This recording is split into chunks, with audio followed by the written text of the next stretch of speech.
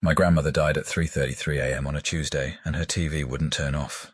Not wouldn't, couldn't. We unplugged it. We cut the power to her room. We even took a hammer to the screen, but it kept playing, the jagged cracks creating a kaleidoscope of images that shouldn't exist. Channel 0.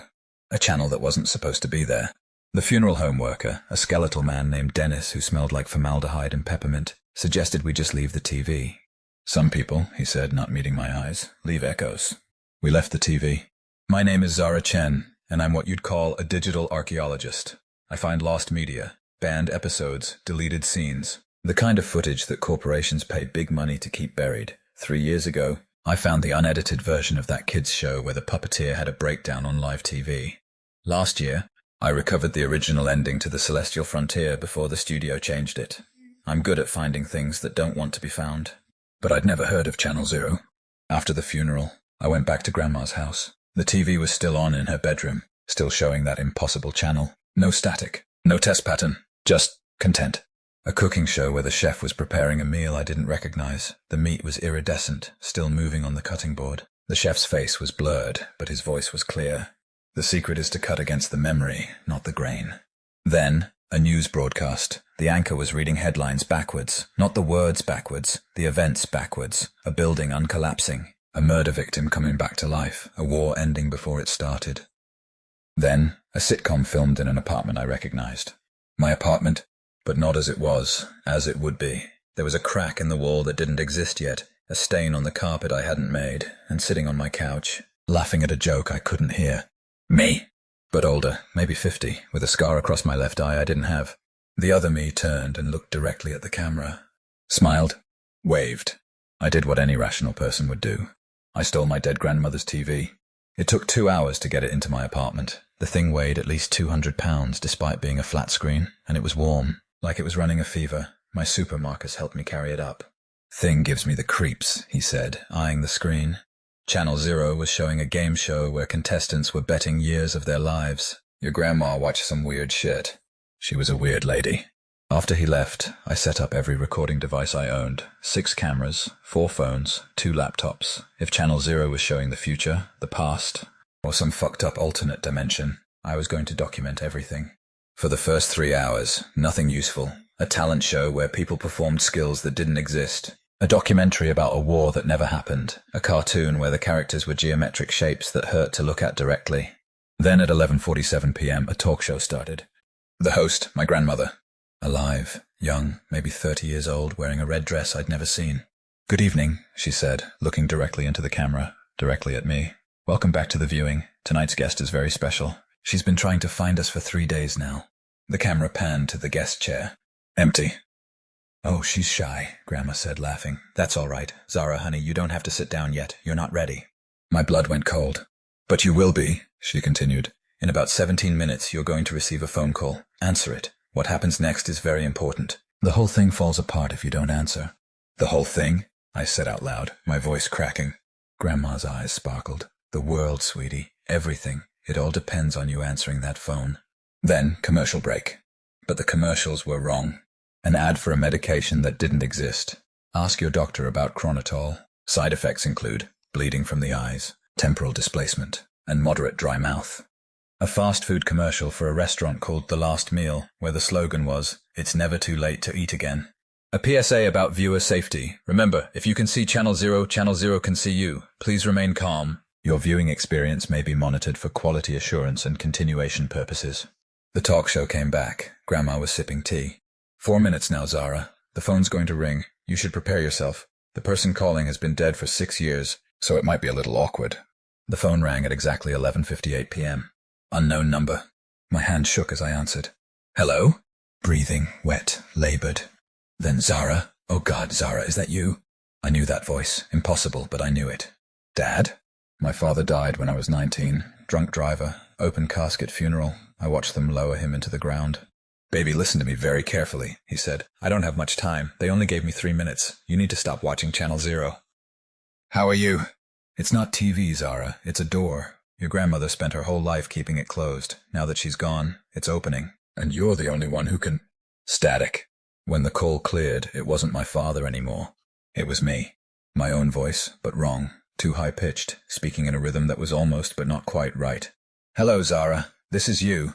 Not the you that you are, but the you that you'll be if you don't hang up right now. I'm calling from Channel Zero. I've been here for 17 years. There's no way out, and you're about to let me in." I hung up. The TV went black. For exactly 5 seconds. Then Channel Zero came back, and it was showing my apartment. Live. From a camera angle that didn't exist. I could see myself standing there, phone in hand, staring at the TV. But in the corner of the screen, behind me, something was crawling out of the dark. Something that looked like me, but stretched, wrong, moving in reverse.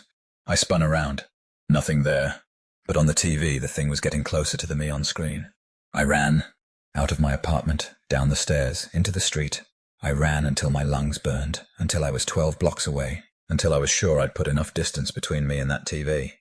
I stopped at an all-night diner, ordered coffee I didn't drink, tried to slow my racing heart.